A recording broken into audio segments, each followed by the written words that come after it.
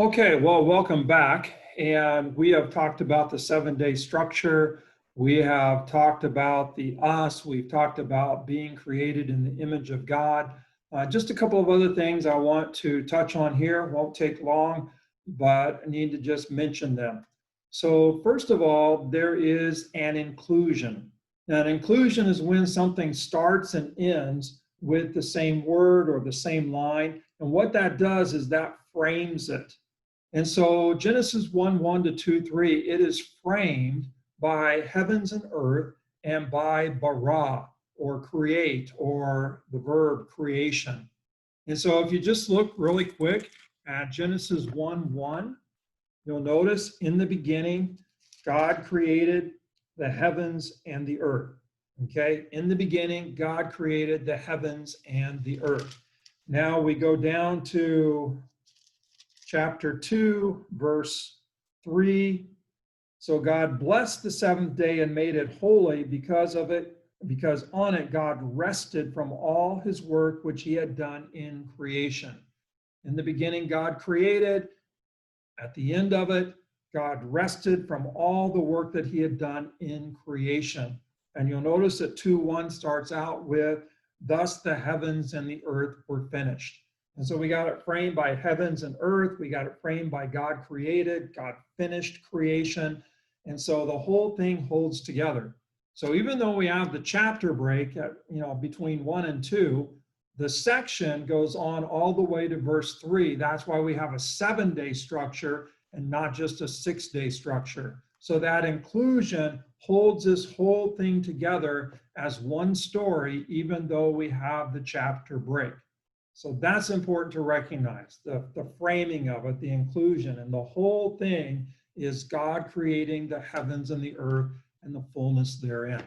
So that's one quick point I wanted to throw out there for you. The second quick point is that we talked already about how this is more functional than material in terms of creation. I'd like to also emphasize that this approach is more focused on who rather than how. Okay, our modern science, as we wrestle with creation issues, we're much more concerned with how. How did things happen? How did this come about? Okay, for the folks of Genesis 1:1 to 2:3, it's really not so much how as much as it is about who.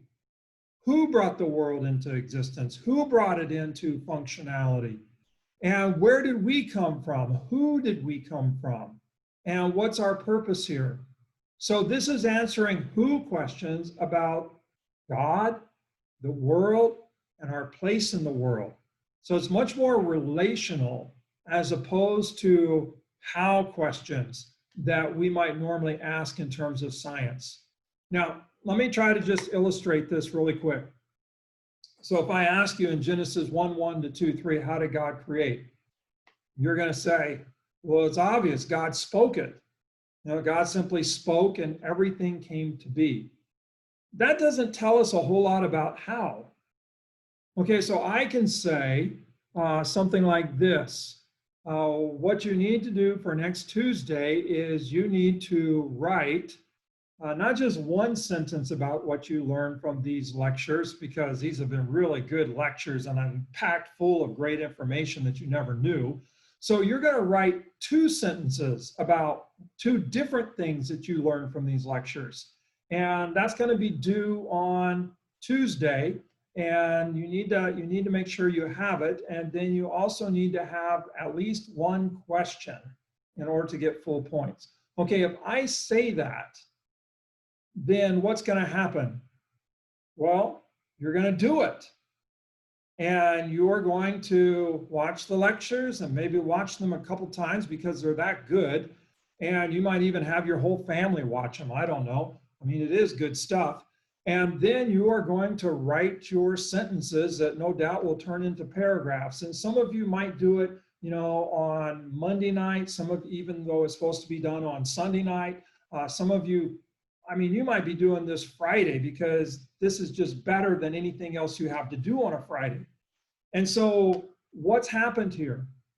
Well, through the power of speech, the power of my words, I moved you into action. But how you accomplish that action, God only knows. Some of you are going to be doing it on Friday night. Some of you might be doing it with a yellow notepad on a Saturday morning. Some of you might be doing this while you're YouTubing church, I don't know, on Sunday. Okay, so the how is wide open to possibilities. The reality is I spoke and it happened. I spoke and you responded and you did it and you brought it about, but each of you likely did it in your own unique way. You see how the who question and the how question kind of overlap, but they're very different? And so the who question is that, hey, God is the creator. God brought it all into being. God spoke it and it happened. And then what science does is it kind of wrestles with the how. Okay, well, how did it happen? And so you can have Christian scientists who are convinced of the who, that God created it, and be at very different places in terms of the how. Some will see it as God used the mechanism of evolution to bring it all about. And others might go a whole different direction than that. So I just want you to see that as we try to faithfully read Genesis 1:1 to 2:3, we're not reading a prescribed understanding of how God created. What we are doing is we are reading an understanding of creation, a presentation, an account of creation that especially focuses on the who question. Who brought it all into being? And who are we in relation to this being? And who are we in relation to the rest of creation? And so that creates a lot of space for different understandings of how it all came to be. And I'm guessing that you carry just amongst your group and amongst yourselves, you have very different understandings of how God brought it about. It's probably a continuum, okay? And I'm good with that, because truth is, I don't know, and science is always trying to come up with better theories to explain the data. So it's not like science has got an absolute place to stand. But the place we stand together as believers is who? Who is, God is the creator. That's who we belong to. We didn't get here on our own. And that's whose we are.